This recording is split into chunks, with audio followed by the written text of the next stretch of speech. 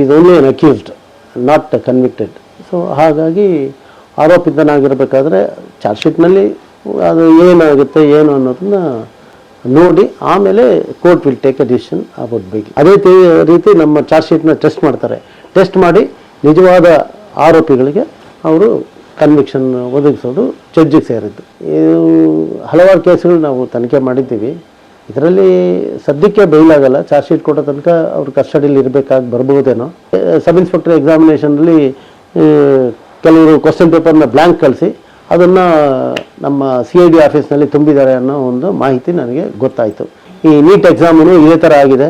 ಒಂದೇ ಒಂದು ರೂಮ್ನಲ್ಲಿ 8 ಜನ ಅಂದರೆ ಫುಲ್ ಮಾರ್ಕ್ಸ್ 100ಕ್ಕೆ 100 ಮಾರ್ಕ್ಸ್ ತೆಗೆದಿದ್ದಾರೆ ಅಂತಲೂ ಗೊತ್ತಾಯಿತು. ಸೊ ಹಾಗಾಗಿ ಸಾಮಾನ್ಯವಾಗಿ ಒಂದು ದಿವಸನೇ ಅದು ಹೆಚ್ಚಿಗೆ ಆದಷ್ಟು ಟೈಮು ಬೇಗ ಸರ್ಕ್ಯುಲೇಟ್ ಆಗಿಬಿಡುತ್ತೆ. ಆಮೇಲೆ ಸಾಮಾನ್ಯವಾಗಿ ಈ ಥರದ್ದು ಆದಾಗೆಲ್ಲ ಯಾರೂ ಇಂಡಿವಿಜುವಲ್ ಆಗಿ ಕೊಡಲಿಕ್ಕೆ ಇಷ್ಟಪಡೋದಿಲ್ಲ. ಇಂಡಿವಿಜುವಲ್ ಆಗಿ ಕೊಟ್ಟರೆ ಸ್ಪ್ರೆಡ್ ಮಾಡಿಬಿಡ್ತಾರೆ ಅಂತ ಮಾಡ್ತಾರೆ ಅಷ್ಟೇ. ಸೊ ಈ ಪರೀಕ್ಷಾ ಕ್ರಮಗಳಲ್ಲಿ ತುಂಬ ಸಿವಿಯರ್ ಆಗಿ ಮಾಡಬೇಕು. ಇತ್ತೀಚೆಗೆ ನಾನು ಪೇಪರ್ನಲ್ಲಿ ಓದಿದೆ, ಈ ನೀಟ್ ಎಕ್ಸಾಮು ಇದೇ ಥರ ಆಗಿದೆ.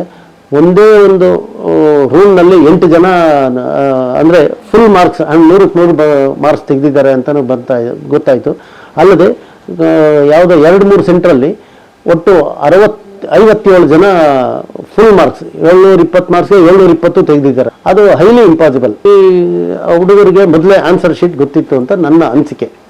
ಕ್ವಶನ್ ಏನಿದೆ, ಆನ್ಸರ್ ಏನಿದೆ ಅಂತಲೂ ಎರಡೂ ಗೊತ್ತಿದ್ದರಿಂದ ಅವರು ಅದನ್ನು ಕಾಪಿ ಮಾಡಿ ನೋಡಿ. ಒಂದು ಸಣ್ಣ ಎಕ್ಸಾಂಪಲ್ ಕೊಡ್ತೀನಿ. ಯಾವುದೇ ಇದಕ್ಕೆ ಸಾಮಾನ್ಯವಾಗಿ 200 ಮಾರ್ಕ್ಸ್ ಇರುತ್ತೆ. 200 ಮಾರ್ಕ್ಸ್ ಇರುವಾಗ ಅವನು ಎಕ್ಸಾಮಿನೇಷನ್ಗೆ ಹೋದರೆ ಅವನಿಗೆ 3 ಗಂಟೆ ಟೈಮ್ ಇರುತ್ತೆ. ಅಂದರೆ 180 ನಿಮಿಷ ಇರ್ತದೆ. 200 ಕ್ವಶನ್ ಅಟೆಂಡ್ ಮಾಡಬೇಕು. ಮ್ಯಾಕ್ಸಿಮಮ್ 60ರಿಂದ 70 ಕ್ವಶನ್ ಅಟೆಂಡ್ ಮಾಡೋಷ್ಟೊಳಗೆ ಟೈಮ್ ಮುಗಿದೋಗ್ತದೆ. ಮಿಕ್ಕಿನಾದ 30 ಕ್ವಶನ್ಗೆ ಬರೀ 4 ನಿಮಿಷ ಅಥವಾ 5 ನಿಮಿಷದಲ್ಲಿ ಸುಮ್ಮನೆ ಟಿಕ್ ಹಾಕೊಂಡೆ ಮಾಡೋದು. ಅಥವಾ ತುಂಬ ಬ್ರಿಲಿಯಂಟ್ ಆದರೆ 80 ಕ್ವಶನ್ ಅಟೆಂಡ್ ಮಾಡ್ಬೋದು. ಅದು 180 ಕ್ವಶನ್, 20 ಕ್ವಶನ್, ಈವನ್ 100 ಕ್ವಶನ್ಸ್ ಇದ್ರೂ ಸಾಮಾನ್ಯವಾಗಿ 60ರಿಂದ 70 ಕ್ವಶನ್ ಮಾತ್ರನೇ ಅವರ ಜಡ್ಜ್ ಮಾಡಿ ಕೆಪಾಸಿಟಿ ಮೇಲೆ ಅವರು ಆನ್ಸರ್ ಮಾಡ್ಲಿಕ್ಕೆ ಸಾಧ್ಯ. ಇನ್ನು ಉಳಿಕೆ 25ರಿಂದ 30 ಕ್ವಶನ್ಸು ಸುಮ್ಮನೆ ಅಡ್ಡಾದಿಡ್ಡಿ ABC ಗುರ್ತು ಮಾಡುವಂಥ ಒಂದು ಪ್ರಮೇಯ ಇರ್ತದೆ. ಅಂದರೆ ಎಲ್ಲನೂ ಅವರು ಕರೆಕ್ಟಾಗೇ ಮಾಡಿದ್ದಾರೆ ಅಂದರೆ ಅಲ್ಲಿ ಏನೋ ಅವ್ಯವಹಾರ ನಡೆದಿದೆ ಅನ್ನೋದಕ್ಕೆ ಒಂದು ಅನುಮಾನಕ್ಕೆ ಆಸ್ಪದ. ಅಲ್ಲಿ ಟೈಟ್ ಲಿಪ್ಡ್ ಅವ್ರು ಯಾರೋ ಇದನ್ನು ಹೇಳ್ಕೊಳ್ಳೋದಿಲ್ಲ.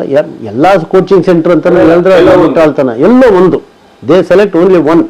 ಎಲ್ಲ ಸೆಂಟ್ರಿಗೂ ಕೊಟ್ಟರೆ ಎಲ್ರಿಗೂ ಬಂದ್ಬಿಡ್ತದೆ. ಹೈಯೆಸ್ಟ್ ಪೇ ಮಾಡ್ತಾರೋ ಅಂಥವ್ರಿಗೆ ನೋಡಿ ಅವ್ರಿಗೆ ಸೇಲ್ ಮಾಡ್ತಿದ್ದ ಅಷ್ಟೇ. ಎಲ್ಲ ಸೆಂಟ್ರಿಗೆ ಅವನೇನು ಕೊಡ್ತಿರ್ಲಿಲ್ಲ. ಹೈಯೆಸ್ಟ್ ಯಾರು ಕೊಡ್ತಾರೋ ಅವರು ಮಾತ್ರ, ಅದು ಸೀಕ್ರೆಸಿ ಯಾರು ಮೇಂಟೈನ್ ಮಾಡ್ತಾರೋ ಅವ್ರಿಗೆ ಮಾತ್ರ ಕೊಟ್ಕೊಳ್ತಿದ್ದ.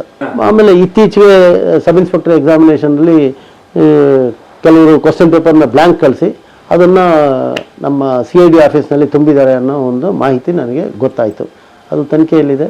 ಕೋರ್ಟ್ನಲ್ಲಿ ಏನಾಗುತ್ತೋ ಅದನ್ನು ನಾವು ಎಷ್ಟು ಈ ಥರದ ಅಕ್ರಮ ಎಕ್ಸಾಮ್ಗಳ ಕೇಸ್ ಎಷ್ಟೆಷ್ಟು ಅಟೆಂಡ್ ಮಾಡಿದ್ದಾರೆ ನೀವು ನಿಮ್ಮ ಸರ್ವಿಸಲ್ಲಿ? ನಾನು ಹೆಚ್ಚು ಕಡಿಮೆ ಒಂದು 4 ಕೇಸ್ ನಾನು ಪತ್ತೆ ಮಾಡಿದ್ದೀನಿ. 4 ಕೇಸ್ ಇಲ್ಲಿ SLC ಬೋರ್ಡ್ದೊಂದು, ಆಮೇಲೆ PUCದೊಂದು, ಆಮೇಲೆ CIDಲಿ ಇರಬೇಕಾದ್ರೆ ಒಂದು PGET ಎಕ್ಸಾಮ್ ಮಾಡಿದ್ದೆ. ಅದಲ್ಲದೆ ಒಂದು PUC ಬೋರ್ಡ್ನಲ್ಲಿ ಮಾಡಿದ್ದೆ. ಅಲ್ಲ, ಪೋಸ್ಟ್ ಗ್ರಾಜ್ಯುಯೇಟ್ ಎಂಟ್ರೆನ್ಸ್ ಎಕ್ಸಾಮಿನೇಷನ್. ಅದು ಈಗಾಗಲೇ ಕೋರ್ಟ್ನಲ್ಲಿರೋದ್ರಿಂದ ಅದ್ರ ಬಗ್ಗೆ ನಾನೇನು ವಿವರ ಹೇಳೋದಕ್ಕೆ ಇಷ್ಟಪಡೋದಿಲ್ಲ. ಹೌದೌದು, ಪೋಸ್ಟ್ ಗ್ರಾಜ್ಯುಯೇಟ್ಗೆ ಎಂಟ್ರೆನ್ಸ್ MD ಮತ್ತು MS ಸೀಟ್ಗೆ ಅದು ಕೋರ್ಟಲ್ಲಿದೆ. ಹಾಗಾಗಿ ನಾನು ಏನು ಅದ್ರ ಬಗ್ಗೆ ಮಾತಾಡೋದಿಲ್ಲ. UGC ಒಂದು ನಾವು ಕೇಳಿದ್ವಿ ಈಗಾಗಲೇ, ಅದು ಈಗ ಎಕ್ಸಾಮೇ ಕ್ಯಾನ್ಸಲ್ ಆಗಿಬಿಟ್ಟಿದೆ. ಎಕ್ಸಾಮೇ ಕ್ಯಾನ್ಸಲ್. ನಿನ್ನೆ ಏನೋ ಸುಪ್ರೀಂ ಕೋರ್ಟ್ನಲ್ಲಿ ಕ್ಯಾನ್ಸಲ್ ಆಗಿ ಹೊಸ ಎಕ್ಸಾಮಿನೇಷನ್ ಬರಲಿಕ್ಕೆ ಒಂದು ಅನುವು ಮಾಡಿಕೊಟ್ಟಿದ್ದಾರೆ. ಕರ್ನಾಟಕದಲ್ಲಿ ಶಿವಕುಮಾರ್ ಅಂತ ನೀವು ಹಿಡಿತೀರಾ, ಆನಂತರ ಅವ್ರು ಹೊರಟೋದ್ಮೇಲೆ ನಿಂತೇ ಬಿಟ್ಟಿದ್ದೀನಿ ಅಕ್ರಮ. ಅದು ಕಾದು ನೋಡಬೇಕು. ನಾನು ನಿಂತಿದೆ ಅಂತ ಹೇಳ್ಕೊಳ್ಳೋದಕ್ಕೆ ಸರಿ ಇಲ್ಲ. ಅದನ್ನು ಕಾದು ನೋಡಬೇಕಾಗಿದೆ.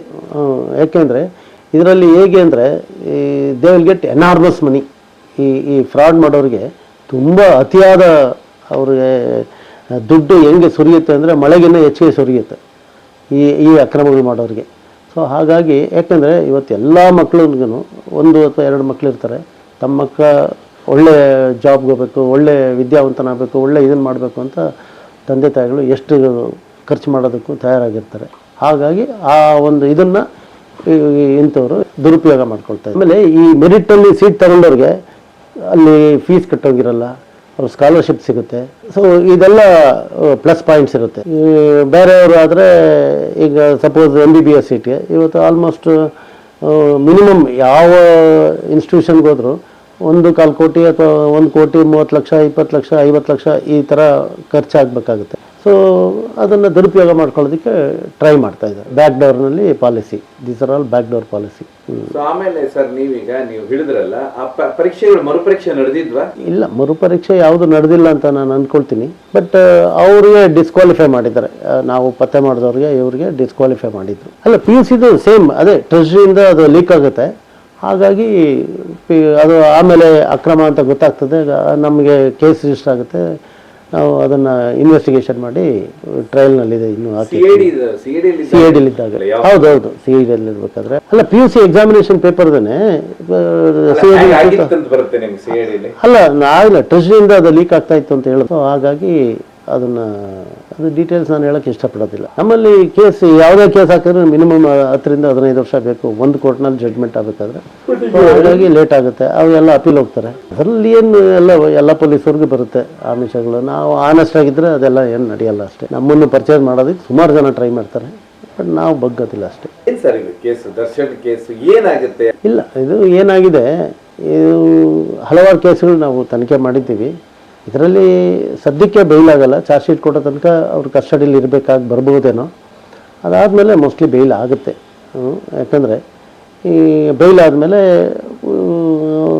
ತದನಂತರ ಅದು ಟ್ರಯಲ್ ನಡೆಯುತ್ತೆ. ಟ್ರಯಲ್ ನಡೆದು ಇದಾಗುತ್ತೆ. ಸೊ ಸದ್ಯಕ್ಕೆ ಕೇಸ್ ಇನ್ವೆಸ್ಟಿಗೇಷನಲ್ಲಿರೋದ್ರಿಂದ ಅದ್ರ ಬಗ್ಗೆ ಕಾಮೆಂಟ್ ಮಾಡೋದು ಸೂಕ್ತ ಅಲ್ಲ ಅಂತ ನನ್ನ ಅನಿಸಿಕೆ. ಅಲ್ಲ, ಈ ಮಾಧ್ಯಮದವ್ರದ್ದು ತಪ್ಪಿದೆ. ಒಂದು ಮಾಧ್ಯಮದವ್ರು ಏನಂದರೆ ಈ ಒಂದು ಕಾಲಘಟ್ಟದಲ್ಲಿ ಈ ಒಂದು ಪರಿಸ್ಥಿತಿಯೊಳಗೆ ಮಾತ್ರನೇ ದಿನ ಬೆಳಗ್ಗೆಯಿಂದ ಸಂಜೆ ತನಕ ಬರೀ ಇದ್ರ ಬಗ್ಗೆ ಮಾತಾಡ್ತೀರ. ಒಂದು ಸಾರ್ತಿ ಅದು ತನಿಖೆ ಮುಗಿದು ಚಾರ್ಜ್ ಶೀಟ್ ಹಾಕಿದ್ಮೇಲೆ ಇದನ್ನು ಸಂಪೂರ್ಣವಾಗಿ ಮರ್ತೇ ಬಿಟ್ಟಿರ್ತಾರೆ. ನೀವು ಯಾರೂ ಇದು ಏನಾಗಿದೆ ಅಂತ ಯಾರೂ ಫಾಲೋ ಮಾಡೋದಿಲ್ಲ. ಮಾಧ್ಯಮದವರು ಚೀರಾಟ ಬೊಬ್ಬೆ ಆಟ ಎಲ್ಲ ಈ ಹಲವಾರು ಮಾಧ್ಯಮದವರು ಇನ್ವೆಸ್ಟಿಗೇಷನ್ನು ಅವರೇ ಮಾಡಿಬಿಡ್ತಾರೆ, ಚಾರ್ಜ್ ಶೀಟು ಅವರೇ ಹಾಕ್ಬಿಡ್ತಾರೆ, ಟ್ರಯಲ್ಲು ಅವರೇ ಮಾಡಿಬಿಡ್ತಾರೆ. ಜಡ್ಜ್ ಮಾಡೋ ಕೆಲಸನೂ ನಮ್ಮ ಟ್ರಯಲ್ ಈ ಮಾಧ್ಯಮದವರೇ ಮಾಡಾಕ್ಬಿಡ್ತಾರೆ.